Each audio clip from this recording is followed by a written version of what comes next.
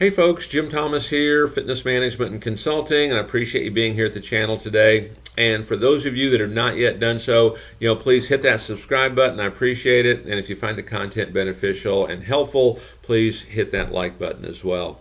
Now, our topic for you today, it's the major challenges facing the gym business. Major challenges facing the gym business. And so, number one, it's uncertainty about the future. Okay, and so uncertainty is crucial because if you don't have certainty, not only for your customer, but also for you and for your staff, you have a tendency to get paralyzed and nothing gets done. And so you want to start thinking about, hey, how do we create this certainty? And I'll give you a couple things to think about. I know what we're doing with a lot of our clubs right now to create certainty in the marketplace is we're creating club advisory boards. This is not an additional cost. This is kind of a volunteer kind of thing. But the advisory board is doctor driven. And it's true, it's things that we are doing, and it's active programs, but we're able to market that our gym is doctor supervised. Okay, and that doctor is giving guidance and is giving direction via that advisory board on how to operate. We want to create customer certainty. We're making it a point to let everybody know, and we're doing it, whatever the state is requiring us to do in terms of our operation, we're going to do more. Okay, so we're looking to create certainty there. We're looking to create certainty with our staff on how to do this, because how do we create certainty for us? Here's the first thing. Understand this, people will still buy. People will still buy.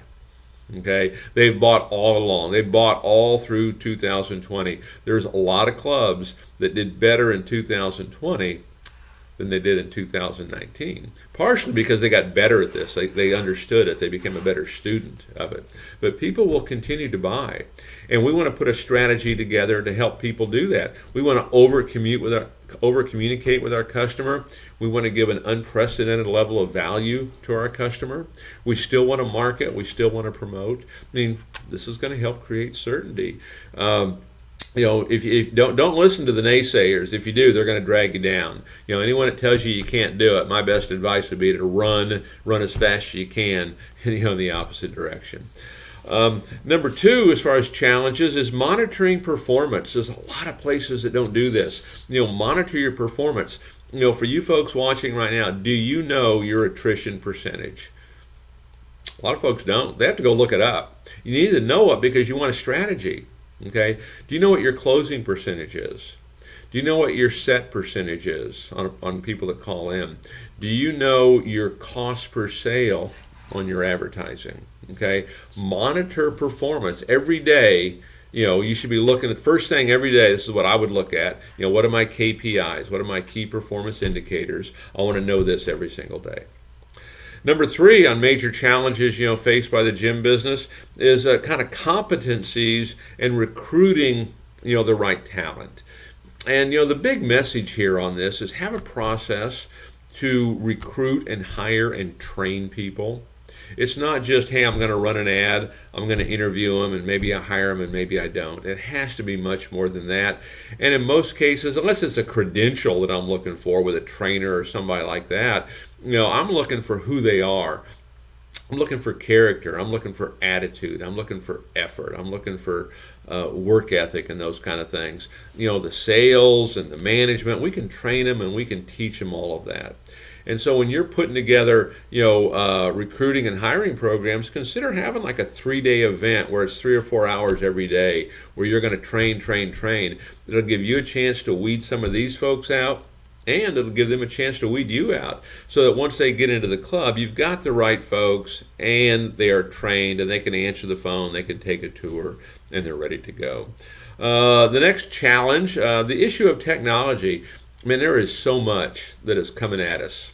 Okay, and so much technology. And one of the things that I find on the whole technology thing is that learning curve to kind of get it going sometimes. But let's take a baseline of what we need to maximize our sales performance. We don't have to do every single piece of technology that's out there. What we want to make sure that we're doing, hey, are we marketing and promoting to our customers? Are we following up properly?